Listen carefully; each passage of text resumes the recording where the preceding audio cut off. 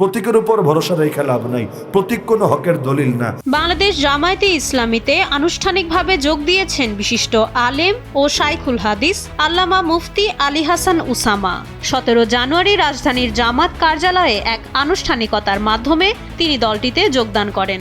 হকের এমন ঢুকায়েন না যে পরে নিজেই আবার থুকু দিয়ে বাইরে দিতে পারে। দেশের অন্যতম প্রভাবশালী এই আলেমের যোগদানের বিষয়টি নিশ্চিত করেছে বাংলাদেশ ইসলামী দাওয়া সেন্টারের চেয়ারম্যান মুফতি নুরুজ্জামান নোমানী। শাইখ উসামার এই যোগদানকে কেন্দ্র করে রাজনৈতিক ও আলেম সমাজে শুরু হয়েছে নতুন আলোচনা। মুফতি নুরুজ্জামান নোমানী তার এক ফেসবুক পোস্টে জানিয়েছেন, দীর্ঘ 2 বছরের মেহনত আল্লাহ তাআলা কবুল করেছেন।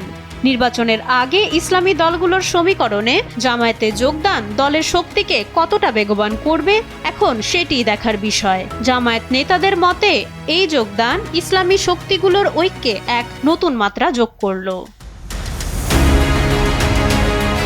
মাইশা মালিহা, সময়ের আলো।